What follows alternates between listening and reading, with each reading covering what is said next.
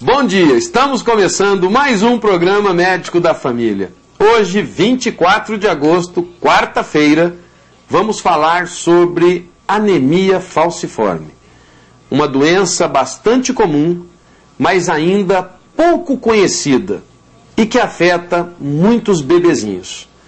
Como vocês sabem, esse programa tem a função de levar informações para que vocês possam evitar doenças, para que vocês possam conhecê-las e já levar imediatamente ao centro de saúde, ao médico, para evitar as complicações. Portanto, o programa de hoje é imperdível.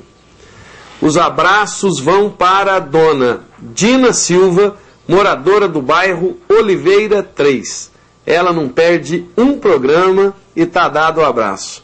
Aproveitando ali no Oliveira 3, que nós temos grandes amigos, é você mesmo, Creones, uma pessoa que a gente tem um carinho muito grande, Dona Fátima das Empadinhas. Tá aí, Dona Fátima, um beijo no seu coração. E também para a Lidiane Gotterdi, moradora do bairro Coronel Antonino. Ela é psicopedagoga do AMA, essa instituição maravilhosa. E um abraço para a Hélida de Carvalho, vice-presidente da Conferência São José dos Vicentinos, do bairro Rita Vieira. Rita Vieira, onde nós temos um grande amigo, o Bardô, pessoa que a gente tem um carinho muito grande, a sua esposa, Dute, família do Bardô, nossa família. Um abraço especial. A anemia falciforme é uma doença hereditária que afeta os glóbulos vermelhos do sangue. Os primeiros sintomas, como dor nos braços, pernas e barriga, aparecem nos bebês que têm entre 4 a 6 meses de idade. Através do teste do pezinho, já é possível detectar a predisposição de a criança desenvolver a doença. Caso dê positivo, outros exames complementares serão solicitados pelo pediatra para a confirmação desta patologia. E sobre este assunto, vou conversar com a nossa amiga, já amiga de vocês, hematologista, doutora Eveni Cristina Luna. Bom dia, doutora Eveni. Bom dia. É um prazer tê-la mais uma vez aqui em nosso programa, até porque a hematologia é hoje latente, as pessoas ficam preocupadas com as doenças hematológicas, e eu começo lhe perguntando, do ponto de vista hematológico, o que vem a ser anemia falciforme? Então, a anemia falciforme é uma doença genética que ela é passada de gerações em gerações dentro da família, né? Dentro de uma mesma família. É a transmissão de um gene da hemoglobina S que promove alterações nas hemácias e desencadeiam a doença clínica, né? Que é caracterizada pela dor, pelo quadro clínico. Como que se desenvolve a anemia falciforme? Durante os primeiros meses de vida, a criança tem alguns mecanismos de proteção quanto ao desenvolvimento da anemia, né, e do quadro clínico de dor, de icterícia. E a partir mais ou menos em torno do 6º mês de vida até 1 ano, esses mecanismos de proteção eles reduzem e aí pode aparecer o quadro clínico com mais evidência. A sintomatologia seria qual? Então, os sintomas, eles estão mais relacionados à dor. Em crianças pequenas, a gente costuma ver muito a síndrome pé-mão, que a criança apresenta uns quadros de edema, inchaço nos dorsos da mão, de pé, e muitas vezes com aumento de temperatura naquele local. A criança tende a ter a icterícia, né, com amarelão, principalmente de escleras oculares, a urina mais escura e o quadro de anemia, né? Esses daí são sintomas inespecíficos, mas são os principais sintomas da anemia falciforme. Então, como que é, doutora Eveni, que se fecha um diagnóstico? Então, atualmente, né, o Ministério da Saúde, desde 2002, ele preconiza a realização do teste do pezinho para fazer a triagem precoce dessa doença pela detecção da hemoglobina S. Então, hoje se torna muito mais fácil, a partir do momento que a criança faz o teste do pezinho, de você detectar essa doença. Aquelas crianças que raramente, né, por algum problema, não realizaram o teste do pezinho, é que vão necessitar realmente de uma primeira intervenção diagnóstica com um médico a partir de hemograma, os exames de realização da eletroforese de hemoglobina, para fazer essa confirmação diagnóstica. Quer dizer, então é um somatório, é os dados clínicos, os sintomas, e você pega, se tem já o indicativo do teste do pezinho, provavelmente até antes dos sintomas você já fecha esse diagnóstico.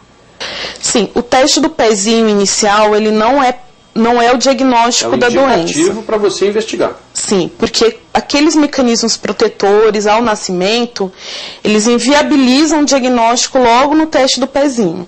Então é necessário, nesse primeiro momento, se faz uma orientação da possibilidade de ser a doença e, no caso, existe o segmento dessa criança e uma reavaliação de exames nesse período, que é após 6 meses ou mesmo 1 ano, em que você vai ter redução desses fatores de proteção e é possível aí você fazer um diagnóstico de certeza pela eletroforese de hemoglobina. Doutora Eveni, existe cura para anemia falciforme? Essa resposta a senhora vai nos dar logo após os nossos comerciais. É rapidinho, já voltamos.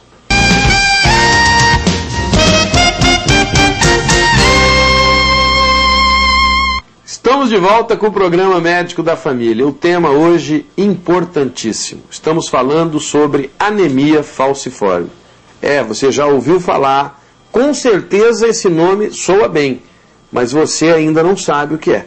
Por isso estamos aqui com uma especialista, tratando deste assunto, levando as informações, tirando as dúvidas, para que todos vocês possam entender o que vem a ser anemia falciforme. Estamos aqui com uma amiga, hematologista, doutora Eveni Cristine Luna. Doutora, eu lhe perguntei no bloco anterior, e o Mato Grosso do Sul está aguardando a sua resposta. Existe cura para anemia falciforme? Então, esse é um ponto importante em relação ao tratamento da anemia falciforme. Porque o que a gente tem de disponível hoje para tratamento, que é viabilizado pelo Ministério da Saúde, que são colocados em protocolos clínicos, é um tratamento de controle da doença. A gente tem a realização de transfusões de sangue, uso de medicamentos específicos, tanto especificamente para aumentar a hemoglobina, quanto para diminuir o ferro em excesso que esse paciente pode ter. E algumas terapêuticas um pouco mais específicas, né, mas que a gente tem disponibilidade. Agora, quando se fala em cura, né, é uma coisa muito mais séria do que simplesmente o controle. Até no outro programa eu falei a respeito disso, que existem estudos, e não só aqui no Brasil, outras hemoglobinopatias, elas são tratadas com transplante de medula óssea. Existem alguns locais aqui no Brasil, e uma médica de Ribeirão Preto, doutora Belinda Simões, ela já está iniciando os estudos em relação à utilização do transplante de medula óssea para tratamento curativo de pacientes que tem que ser muito bem indicados, assim, porque existe as complicações inerentes ao procedimento, então ele não é um procedimento fácil de ser colocado para todo mundo. Ainda em fase experimental, a gente pode dizer que há uma luz. Para a cura. No final do túnel tem alguma coisa aí que pode vislumbrar essa cura, né, para o paciente. Por enquanto é só a manutenção do bom estado geral, que já é uma coisa... E a gente tem uma boa resposta com o tratamento que a gente tem hoje. Existe, doutora Eveni, alguns casos que tem que tirar o baço? Então, o baço desse indivíduo, normalmente, ele já é hipofuncionante, ele já tem uma função reduzida. Algumas vezes há complicação, que a gente chama de sequestro esplênico, que é desencadeado por processos infecciosos e que aí pode haver necessidade de retirada. Mas não é a rotina? Não, a rotina é a redução mesmo funcional do baço pela doença. E o tratamento? Ele é feito nível hospitalar, tem que internar, medicação endovenosa, é medicação intramuscular em casa, é via oral, como que é feito? Então, esse tratamento hoje que a gente dispõe, né, ele melhorou muito a evolução do paciente. Então, alguns anos atrás, o paciente ele tinha muitas internações. Hoje, o tratamento é, maior parte das vezes, simplesmente ambulatorial, né, com poucas internações em decorrência de intercorrências por infecção. O medicamento principal, ele é por via oral. A gente antes tinha algumas medicações que eram necessárias para retirar o excesso de ferro do organismo, que precisava internar. Hoje em dia já existe também essa medicação por via oral, facilitando assim a independência do paciente de internações, né? E de transfusão sanguínea também. Você falou do teste do pezinho no primeiro bloco. Eu sou pediatra, nosso telespectador sabe disso. Todos vocês que ganharam o nenê de 2002 para cá, o teste do pezinho já é gratuito, obrigatório em todos os hospitais, em todos os locais. Mas antes não era, e era pago. Quando você fala que vem já no teste do pezinho indicativo, a gente sabe que às vezes vem escrito traço de anemia falciforme, e já viram a pólvora dentro daquela família. É gente descendo lá no meu consultório, ligando no meu celular, pessoas da população quando me encontram nos locais, nos eventos, doutor, o senhor é pediatra, olha aqui, olha, é grave essa anemia, como é que é? E está escrito traço, mas vem explicando o que é anemia falciforme. Então eu gostaria que você explicasse isso para o nosso telespectador, Evne, para que todos pudessem entender definitivamente o que vem a ser esse resultado do teste do pezinho. Então, o traço de anemia falciforme, ele não é doença. A pessoa que tem apenas um hemoglobina S, né, porque vem AS nesse exame do teste do pezinho, essa é uma criança que é portadora assintomática da hemoglobina S. O que é preconizado é que essa criança, futuramente, né, depois de crescida, tenha a possibilidade de fazer o planejamento familiar. Fora isso, é uma criança normal, que tem uma vida normal, entendeu? Que não vai ter uma doença. Tá aí, bem explicadinho. Já vou até aproveitar minha amiga Evne para convidá-la para fazer um próximo programa, em breve, sobre as anemias, deixando um pouco a anemia falciforme, falando da anemia ferropriva, anemia nutricional, das carências. Você topa? Topo. Olha aí, vai ser importante que aí você em casa vai descobrir se a verminose leva anemia, se a falta da alimentação rica em ferro leva anemia. Então nós vamos tirar todas as dúvidas sobre esta patologia que muitas vezes a gente tem, não se dá conta e quando vê a coisa já está degringolando.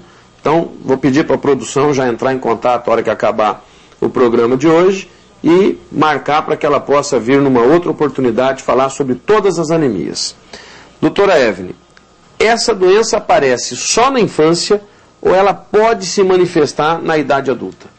Então, é interessante porque eu tive um caso recente agora. Na verdade, é uma doença que ela, pela sua gravidade, ela vai ter quadro clínico já a partir do primeiro ano, né, de vida. Como eu falei, em alguns locais, e Mato Grosso do Sul é um local que tem muita área ainda rural, né, com pouca assistência, e há pouco tempo, essa semana ainda eu fiz o atendimento de uma paciente que fez o diagnóstico aos 54 anos. E é assim, aquela pessoa rural, entendeu? Que não tem acesso ao médico, é uma pessoa que está fora do acesso mesmo. E é uma pessoa que sofria desse quadro, normalmente quadro de dores, né? E teve tratamentos caseiros apenas em casa. Nesses casos, não é que a doença dela se manifestou. Ela tinha a doença, mas não sabia. Sim, ela não teve o acesso, né? E aí acabou acontecendo esse tipo de problema. Mas isso aí é uma exceção mesmo que acontece, e as pessoas que fazem, têm o cuidado de, a partir de qualquer sintoma, já fazerem os exames e procurar assistência médica, dificilmente eles passam da infância sem um diagnóstico, né? E com o teste do pezinho, então, isso melhorou bastante. É realmente restrito a populações fechadas, certo. Afastadas. Doutora Evelyn, eu quero agradecer a sua presença no dia de hoje. Já está aceito o convite para um programa só sobre as anemias sem ser a falciforme. Desejar sucesso aí na empreitada, continuar sendo essa pessoa humilde, simples, com conhecimento enorme. Deus continue te iluminando. Amém. Se você ainda tem dúvidas sobre anemia falciforme ou qualquer outro assunto da área médica, da área da saúde, anote os nossos endereços. O nosso e-mail, medicodafamilia@hotmail.com. Se enviar uma carta, escreva para Rua Independência 260, Vila Santa Luísa, o CEP 79005-260.